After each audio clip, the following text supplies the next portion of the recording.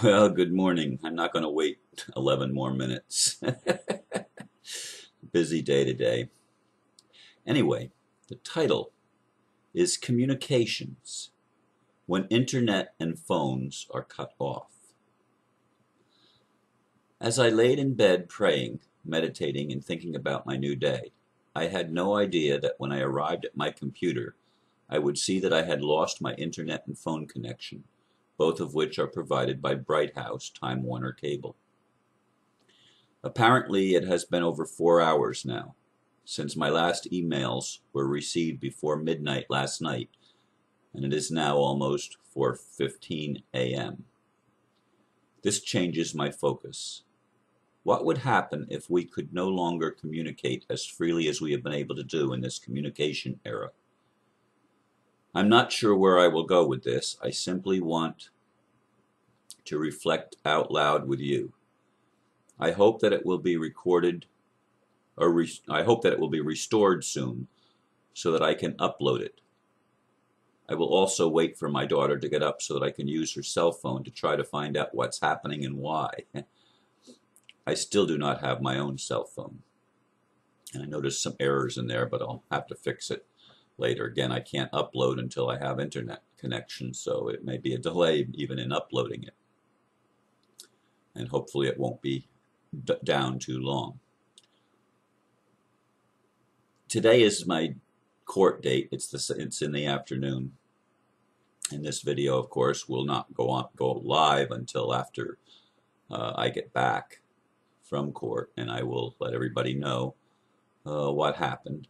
I don't have any clue what's going to happen in court. There are many unknowns, and I don't plan any longer what I'm going to do. I mean, I'll go there with paperwork and stuff like that, but I may not even get to use the paperwork. It didn't mean anything the last time, and not responding to a name didn't mean anything. No remedy. I'm convinced with our courts that no remedy is foolproof, because they simply are outlaws and they don't keep their own rules, they don't abide by the law, and they threaten to arrest anybody and put them in jail if they as much as question what they're doing, because that's considered contempt of court. So I'm not like those that are willing to go to jail standing up for our rights. I'm sorry. We're all prisoners here. This is what I was meditating on before I discovered that the communications were out. We're all prisoners here. I watched again a portion of the movie when Michael Tellinger was talking about Ubuntu, but he was quoting from the movie The Matrix, and Morpheus was telling Neo that we're all prisoners here. We're all slaves. And I'm absolutely convinced that until we can get our monetary system taken out or taken over, until we can change our court systems and our government systems and the whole corporate structure of the world, we will remain slaves forever. Those things, and restoration of common law, restoration of using whatever means of barter or exchange we can create, and changing how the whole world operates. Until we can do that, it's a dream to believe that we can ever really be free. Nobody on this planet is free. I don't care. Even if you live in the wilderness, you are a prisoner of the wilderness. Now you say, Ron, that's not how nature works. And you're right, it's not how nature works. But you can't go into society and function. You have to stay in the wilderness to have even the semblance of freedom, and you have to be able to hide from, quote, the so-called authorities, especially if they know you're there and are looking for you. If they're looking for you and you're one of the hunted ones, you're not free. And that's the hard, cold reality of planet Earth and of human experience on planet Earth as I see it. There is no freedom. That's an illusion. Slavery is the reality of our world. We are born into slavery. And if you don't believe me, you have a price on your head the moment of birth. You are earmarked in the system, and they put funds in your account that they don't tell you about. They make themselves trustee. They don't tell you. And how do I know all of these things? Because of communication, because of the internet, because of our ability to exchange data and have conversations with each other over long distances, even on the other side of the world. The problem is, my communication with God when I need to connect, when I need an answer, does not work so freely and easily. It seems like I get silence. And that's what we get when we try to address the system. They ignore us. The response is silence. We will not be able to fix the problems that we face in our world without communication. Silence does not cut it. Ignorance does not cut it. Avoidance does not cut it. Denial does not cut it. We need to be able to communicate. We cannot even attempt to build a community or see a community or anything else if there's no communication. Communication is the backbone of life. The backbone. It's the essence. Being able to communicate on as many levels, on as many channels as possible, is the only way we're going to be able to actually find peace on earth. And you say, Ron, that's the illusion. You're buying into the illusion. No, you're avoiding the reality of the experience that we have as humans. That is the reality. It's not the illusion. It's the reality. The matrix is the reality of human experience. We are slaves here, Neo. Look around. People are going about their normal lives and living like nothing's wrong. They don't even know that they're slaves. And if you try to change the system, and if you try to make it better, if you try to right the wrongs, they will fight you trying to maintain the system. They will fight you. And this is, I believe, absolutely the truth that Morpheus was telling Neo. And Neo had to be willing to step out of the system, to be the one who was the, what do you call it, the programmer, but the what did they call it? People that are experts at the computer and they're hackers. He was a hacker, and he was able to hack into the Matrix computers, and they knew that he knew, and they know. I'm sure in the court, as the ambassador tells me, they know what I know. They know who I am. They know who I am, and they'd love nothing better than to make an example out of me some way. I'm sure that's probably true. But why? Because I'm challenging the very system of the world that we live in.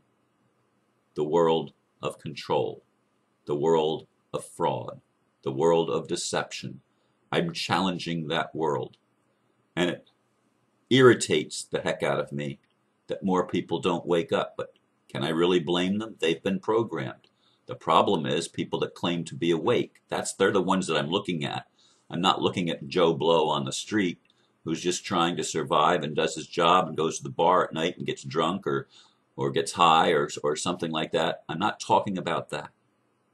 I'm talking about the people that claim to be spiritually awake and yet refuse to do anything about the world that we live in, even when they understand the nature of the problem and acknowledge the problem. They still refuse to take action, which of course pisses me off. Yesterday, I looked at my Facebook page and I was down to 4,886 friends. And I thought, oh my God. I mean, I sometimes get down, 2 or 3 friends, or maybe even 4 friends drop off in a short period of time.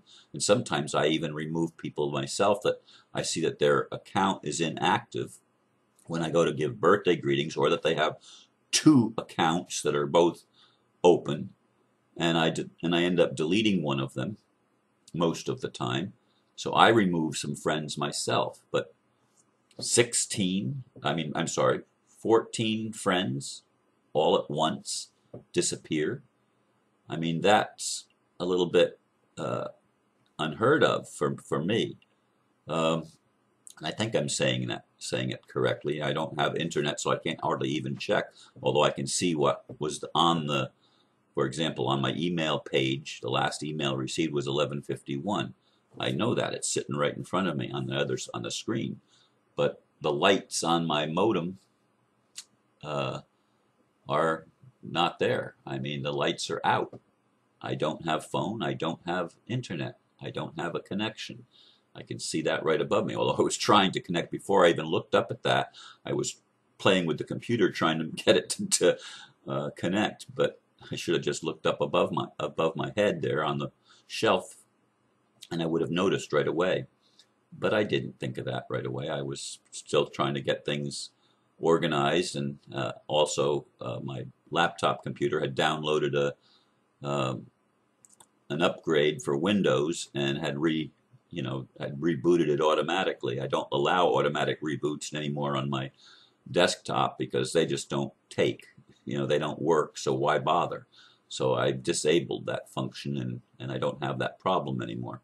Anyway, communication is the backbone of the awakening.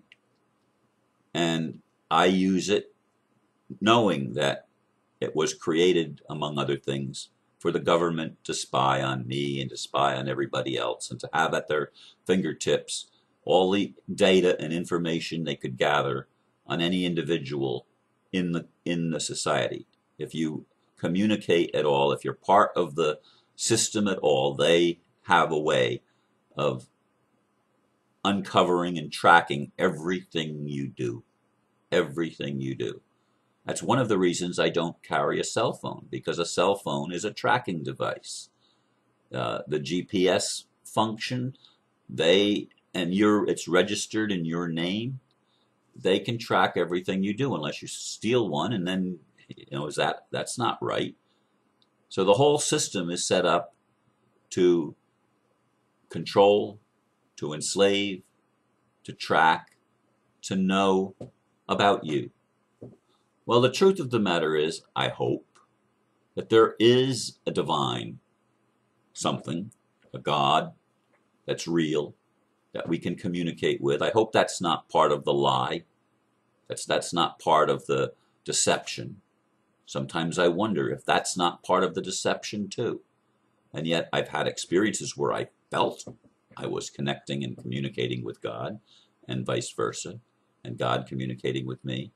But sometimes, as I said, when push comes to shove and when I would reach points of desperation, it often seemed like, where is God when you need him? Is that all just a deception? Do we experience it because we believe it? Or do we experience it because it's true? Do we create our own reality? I honestly don't think so on this planet. I think we can create how we choose to respond to something. We can choose to be in denial, or we can choose to stand in truth. That is a choice. And we can create our response to what we're going to do about what we experience. But we cannot control what we experience.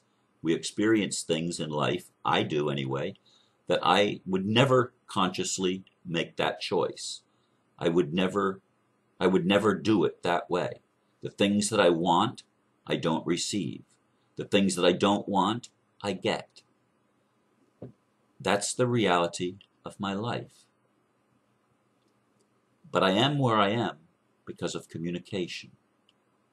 If it was a prolonged period of time where all the communications were shut off, what would I do? I asked myself that as I pondered, even before I started the video. I asked myself, what would I do if all of a sudden all the communications were cut off? What would happen if the ability to travel even was taken away and we were isolated one from another, except the people that we could reach on foot? Lots of things to think about in the world that we find ourselves living in. Lots of things to ponder, as I've been doing.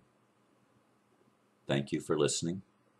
Hopefully this will get up online so that people can listen if they choose to. I hope you all have a good day. I hope to be able to report back to you about my court appearance this afternoon. That's it. Namaste.